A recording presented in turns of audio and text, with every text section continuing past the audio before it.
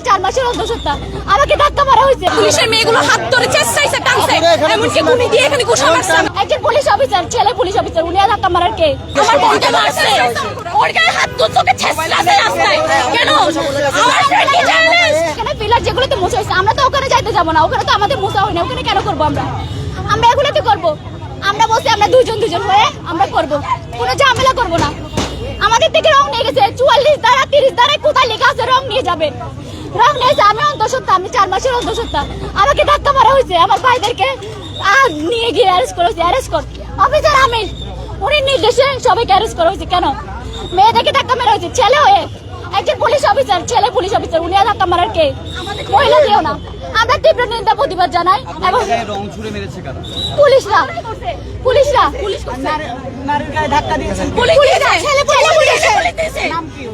ওই যে আমরা জানি আমরা তো আমরা পেয়েছি, আমরা জানি না রং মারছে।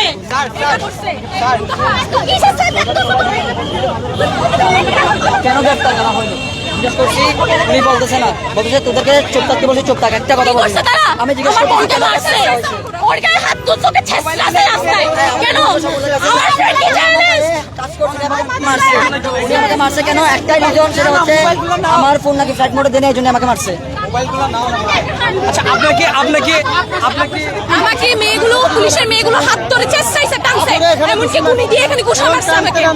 টানতে টানতে আমাকে নিয়ে যাচ্ছে, আমার হাতে পুরো ঘেসে গেছে, এখানে পুরো ঘষে গেছে। ওনারা টানছে, আর উনি ওখানে পুলিশের যিনি গেছে মেইন, উনি আমাকে বলতেছে বারবার মেয়েটাকে অ্যারেস্ট করো। আমাকে টানতে টানতে মেয়েগুলো নিয়ে যাচ্ছে, আমার হাত পুরো ইয়া হয়ে গেছে, পায়ে ব্যথা পাইছে। মেয়েগুলো গুলি দিয়ে আমাকে এখানে মারছে, ঘুষা মারছে। এখানে আমাদের উপর গায়ে কেন হাত তুলছে? এখানে তো হাত তোলার কথা ছিল না, এখানে হাত তোলা। আর পুলিশের মেয়েগুলো আমাদেরকে রং দিচ্ছিল, আমাকে টানতে টানতে নিয়ে গেছে। হ্যাঁ, এখানে ঘুষা মারছে। আমাদের গায়ে হাত তুলেছে। ওনারা কোন জুরিসডিকশন আমাদের গ্রেফতার করছে আমরা জানি না, ওনারা কোন আইনে আমাদের গ্রেফতার করছে আমরা জানি না। আমি ওনাকে বারবার বলছি আমি একজন আইনি স্টুডেন্ট, এটা বলার পরেও আমাদের গায়ে হাত তুলেছে।